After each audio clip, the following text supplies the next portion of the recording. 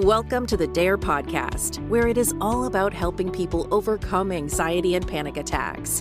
The Dare app has over 1 million downloads and is free to download at dareresponse.com. Now, without further ado, here is the Dare podcast. Where are you at the moment, Michelle? I'm in Buffalo. If anybody's in Buffalo, call me. We'll go out to lunch. Who's in Buffalo? Anybody close to me? I think I saw somebody from Buffalo. Oh, yeah. Cool. So, Michelle, I already told them we have 26 questions. 1 or 2 questions are similar. Maybe we won't answer those separately. But apart from that, I think we can go through all of them. Awesome. Let's do it. Oh, 51 people on the call. Great. That's so cool. And guys, this call is being recorded, just to mention, and it should be up. You should get an email. So check even like your promotions inbox or your other inboxes. If you're a subscriber, check the email that you subscribe to the Dare app with, and you can see the whole recording. Yeah. Cool. Let's get started. Yeah. Michelle, question number 1. I feel hopeless awaiting this setback to end. How do I know if this is really a setback or simply I have never been successfully applying there? Mm-hmm. Yeah. Anybody send that question in who's on the chat now? Or dealing with the same thing? So we know who's around.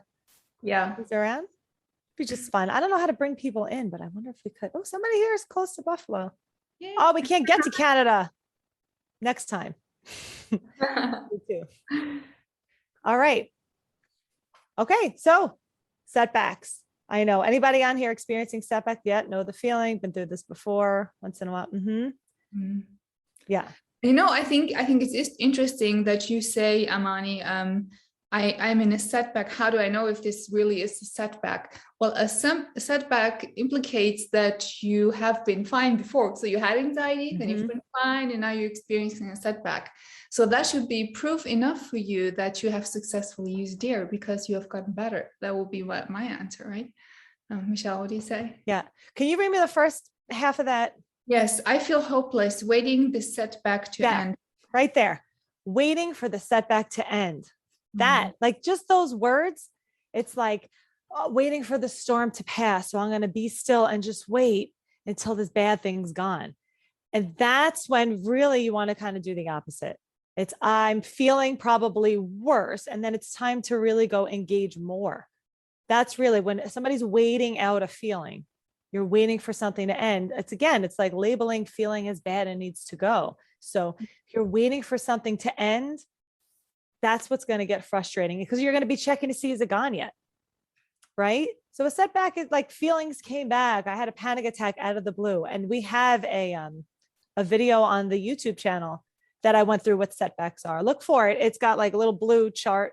I talk about Pavlov's dogs and classical conditioning, but it's like, it's a return of sensations that come back when you're feeling worse, right? Then you want to kind of go and do more. Really follow a routine, get out and engage in life. It's really important to do that. And Aida, you wrote one of the daily dares from this last week, and my little blurb about your daily dare was, what was the, I don't remember what the daily dare was, but it was about like changing your words. And I wrote, here's another thing to try. Stop saying it's back, because then we kind of treat it as like, my cancer is out of remission and it's back and I have to do something and I have to wait for it to go away. I was saying like, it's not like, I had a cold 3 years ago and now it's back. No, you just have a cold again. So pay attention to those words. Oh, my anxiety's back. That just means you were trying to get rid of it, right? Sad doesn't come back. You just feel sad again today. It's subtle, but it's a change in words. Sometimes change how it feels. Yeah. And if you could imagine a pendulum that swings, right? This is how our emotions swing, right? Sometimes it swings really fast because something is going on, and sometimes it's really smooth. But when we notice that it's swinging really fast and we stare at it and we're like, oh shit, that is going way too fast. Let me stop it. So we grab it by one side, and as long as we hold it, we feel like we have it in control. But that second we let it go, what will happen? It's going to swing with a lot of momentum to the other side, right? You're giving it power if you're trying to hold on to it or to control it. So just trust that if you don't stir it around, if you don't try to hold it, leave it be. It will swing itself out. Mm-hmm. I say that with swings, like on the playground, that something comes and then we go, oh, I don't want this thing. And we push it away and it's gone. But like for a little bit until it comes back. And the harder you push it, like, you know, momentum, it comes back harder. When it's the same thing. It's like, you know, you leave it alone and it comes to a stop by itself. That's just, you know, what we're not really you know, all of these analogies that we use, they all have the same message, right? Stirring things around, leaving it be, swings, shaking, you know, the jar of sands Michelle uses, the Chinese finger trap. So just recall all of these analogies and ask yourself, what am I doing to stir this thing around again? Right. Am I really, truly leaving it alone? Because only by leaving it alone, you are telling your brain that, okay, this is uncomfortable, but it's fine, right? I don't have to like it, but I also don't have to fear it. And this is the hardest part, the doing nothing, leaving it alone. But this is really what is key here. Right. And doing nothing, like people trying hard to do nothing, being, I've been using lately, like there's things to do stuff for, and there's things to be with, right? You actively do things. You passively just be, just sit, just notice. So you notice your thoughts, feelings, sensations, right? Memory, stuff like that, and learn how to be. Like be an observer to that. Like you don't use dare harder as an active process to settle things down. You actively do things to move around, like get things going, and then things settle themselves down. So setback, something stirred back up, even more so to continue to engage in life while this settles itself back down. Exactly. Okay, let's move to question number 2. We have a lot of questions today about panic attacks, about not being able to tolerate it, and about driving. So maybe the following explanations will cover a lot of those questions. How can I take control of my thoughts during a panic attack when I have health anxiety and fear such bad things are happening? I feel like I'm unable to get myself clear-minded enough to focus. It's just constant intrusive thoughts and never believe anyone telling me I'm okay. Rebecca asked that. You know, Rebecca, what you started the sentence with, how can I take control of my thoughts? Right? And here's the problem already, because you can't. And any attempt to do so will just keep you stuck. Those thoughts, the misfire of the amygdala, it will happen. There is never, ever, ever about changing the frequency or the content of the thought. So you must really accept that your amygdala will fire and you will have these thoughts. It's really about how you treat them. And you said, I can never believe when anyone tells me I'm okay. So you're relying on reassurance to somebody to tell you you're okay, to alleviate your anxiety. But really the only person that can do that is you, right? So you notice those thoughts, but you resist the urge to go and do something. The thoughts are not the problem, your behavior is the problem. And ask yourself, what kind of behaviors am I engaging in that keeps this loop spinning? Am I going on Google to get everything checked out? Am I seeing a doctor frequently for the same thing? Do I keep asking people, hey, what do you think this is? Do you think I'm okay? Did you ever experience this?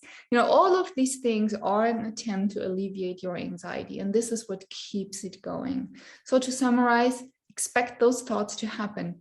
I'm sure you have had several health checkups at the doctor. If they told you you're okay, you must learn to trust that. Will it be uncomfortable? Yes. Will you have to fake it? Yes. But unfortunately, it's the only way out. You must step by step decrease all of your reassurance and safety behaviors in order to start trusting yourself. Yeah. You said the loop, the habit loop. I posted this on Facebook. I posted this on Instagram. Can you see that? Yeah. Okay. So everybody posts about this stuff. Sorry, I was just gardening, guys. My finger's dirty. Everybody posts thoughts, feelings, sensations, panic attack, and all the focus is here. We don't really care about this stuff. Again, I know there's crappy thoughts. I don't like the thoughts and they're scary and it's fear, but this is not what dare is for. This is what we're changing. We're changing. So like, tell me a thought and then tell me exactly what happens a millisecond after that thought. What are you doing differently to that thought than you would do towards a nice thought? What's the change in your behavior and your attention and this pressure and this distraction? This is what we're focusing on. Changing how you treat what comes next. So you can look this up. This is the habit loop. Okay. So there's the cue, there's the routine and the reward. So we do get some sort of reward out of fighting, out of controlling. We feel like we're in some sort of control. When we seek reassurance, it's probably if it's a panic attack and health anxiety, I'm assuming it kind of goes like, I'm having a panic attack. I feel like I'm about to die or some sort of health related thing. And then because we're not sure, because it feels so scary, we call somebody else and say, am I okay? My heart's racing so fast. I feel like I'm going to die. And then you say, it's okay. You're fine. And you get outside reassurance. That's what keeps you stuck. So looking for reassurance, what Aida was saying, it's exactly it. It's the reassurance that I need somebody to tell me I'm okay. But the whole time you're acting that you're not. So we want you to practice. Show yourself that you are. Reassurance doesn't really work. Assurance, like be assured in what's happening right now. And right now, my heart is racing. Right now, I'm having thoughts I don't like. I'm noticing I'm having a thought about blank right now. This way, you can still notice your thoughts flying past you, but you kind of put some space between it. Right. Cool. Next question. Do you have any concrete tips for overcoming panicky feelings when driving? That's such a classic one, having panic attacks in the car or maybe on the freeway, or if you're alone, although you can only drive, to certain places that are not more far than such and such kilometers. Tip number one, concrete tip. First of all, be willing to have a panic attack. You can go and drive and not be willing and white knuckle your way through, and it's not going to do anything for you. You must be willing to experience anxious sensations and a panic attack. If you are not willing, it's going to be hard. So work on your willingness, number two. And a good way to help you increase your willingness is to externalize your anxiety. As stupid as it sounds, but if you get just a stuffed toy, anything that represents your anxiety, and you place it next to you on the seat or at the front, so you expect it to be with you. And when it comes up, it doesn't surprise you that much. And it's much easier for you to move through the sensations of panic attack when you have externalized it and there is something representing it. And build up your confidence, really. And always tell yourself that you are such an alert driver when you're anxious, and it sucks, it's uncomfortable, but you are really alert. You have so much stress hormones in your body, your pupils are dilated, you see, hear, and smell everything that is going on around you. So actually, it's not unsafe to drive like that, although it sucks, it's uncomfortable. And tell yourself that if it gets too bad, you can always pull over and take a break, right? You don't have to rush through this. Go as far as you feel that you can. And when you feel I can't anymore, tell yourself, okay, just 30 more seconds. Right? 30 more seconds, and then I'm going to stop. Allow yourself to take the breaks, to stop, but go. It's not about just doing it. It's about doing it right, doing it with willingness, right?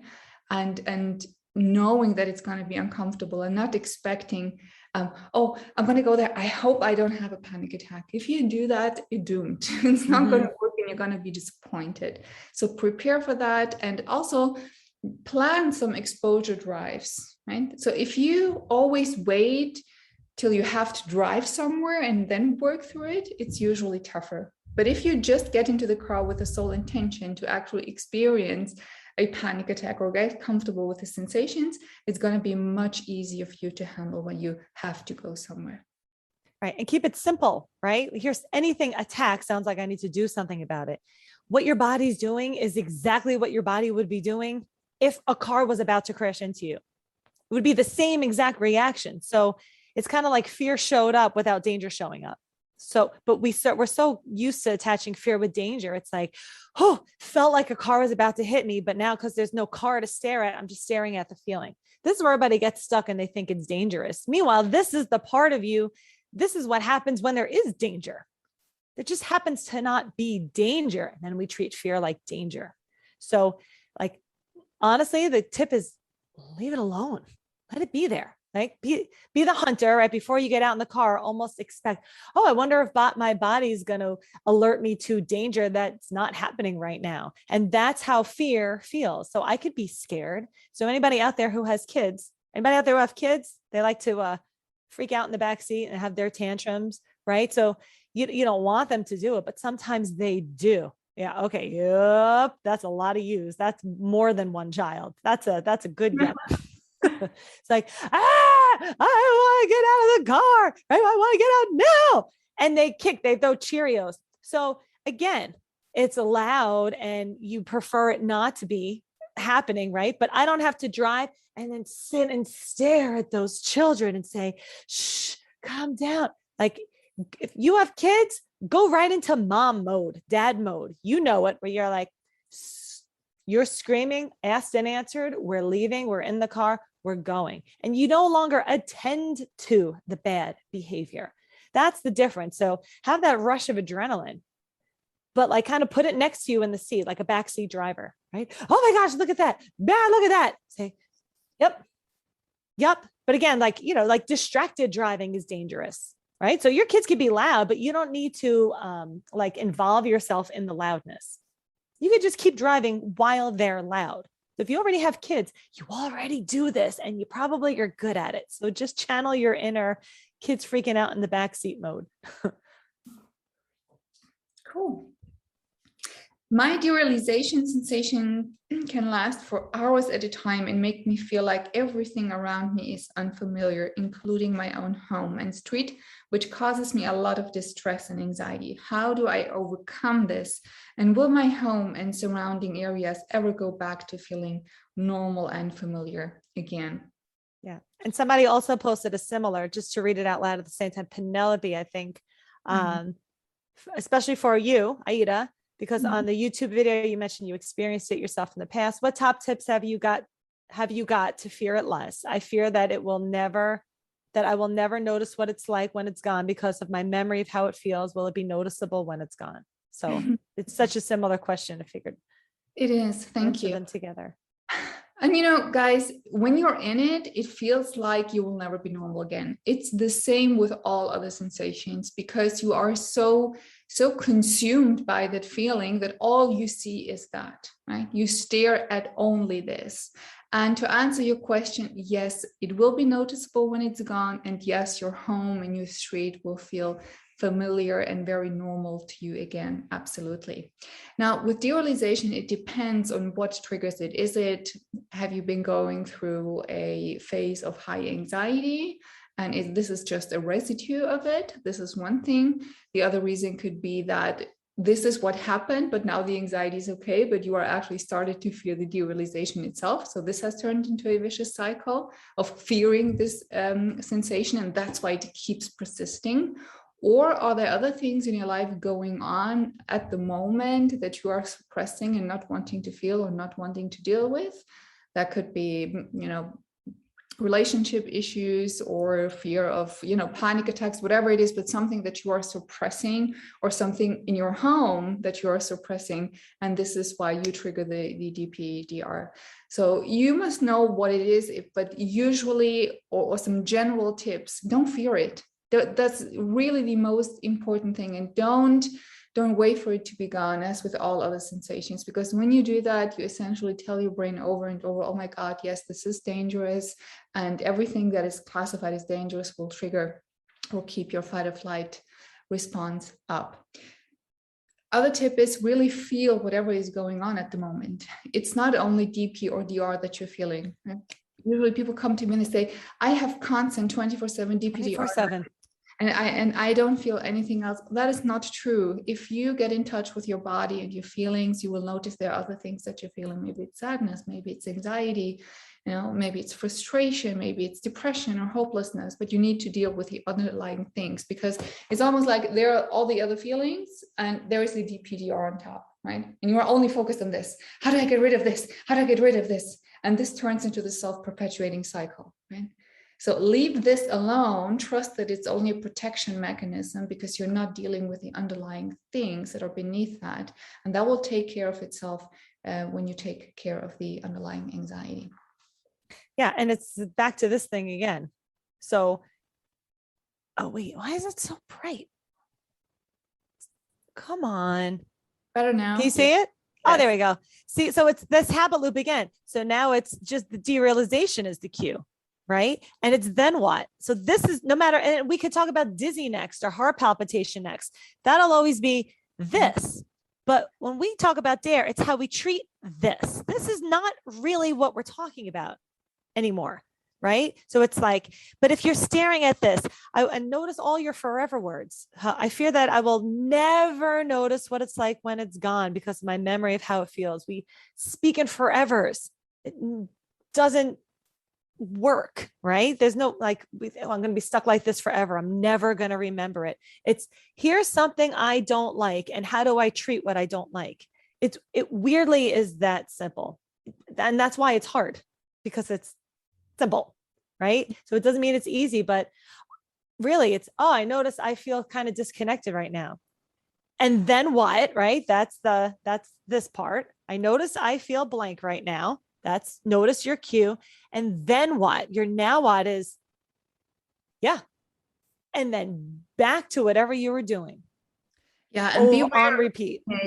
Rumination is really, thank you, Michelle, I forgot this. It's really important because when you notice it, what people tend to do is to then, oh yeah, everything feels so strange. Let me Google this. Let's Google other people who have experienced the same. Let's read success stories.